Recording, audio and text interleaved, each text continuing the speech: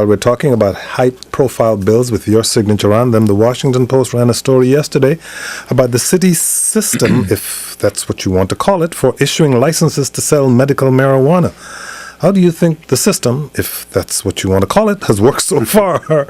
And what do you think are the immediate challenges in getting the program off the ground? Well, I think it's moving forward. I think the Department of Health has administered a procurement process, and we've arranged for dispensaries and for cultivation centers to be licensed. The next thing to do is to issue them and begin the process of cultivation and follow that. But the licensing system, at least as described in that article, seems to be either opaque or so nitpicky that it's very difficult for people who have applied to find out why they have been rejected. Well, I mean, again, setting aside, whether or not people were able to look at their scores and whether or not they felt that they were treated fairly. I mean, there is a process with contract review boards and through the judicial system to second guess a particular process.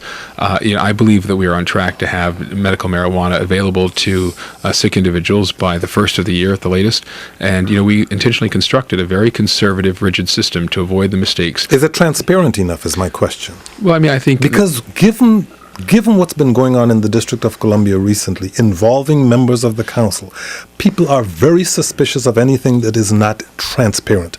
They want to know exactly what happens, and so, as happened with online gambling, they want to make sure that the people who will get involved in this are people who somehow or the other were not able to kind of to figure out how to get around it. To game this. Thank you.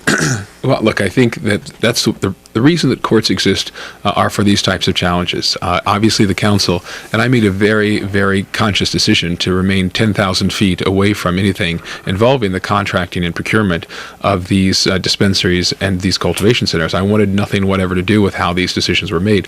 I wrote the bill. It was a conservative bill that was intended to play defense against some of the excesses we saw in Colorado and California that I thought would invite congressional scrutiny and perhaps the reversal of this important service. Having said that, I think it would be wise to have the mayor's representatives come on and explain the process and put their side of the story on. I'm not in a position, frankly, to defend how the executive executed our laws.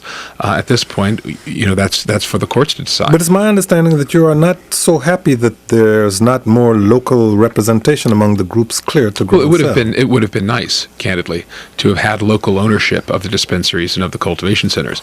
But again, I'm not going to second guess the process. The process was put in place. In my view, we have too much interference in some of these contract issues.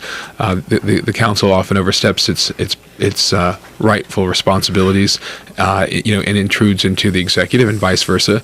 And the less of that, the better. For the people who need medical marijuana, there's lots of jokes about it, but you know better than probably most people, the people who need medical marijuana and what it does for them to ease suffering.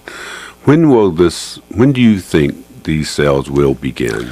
Without question, by the first of the year.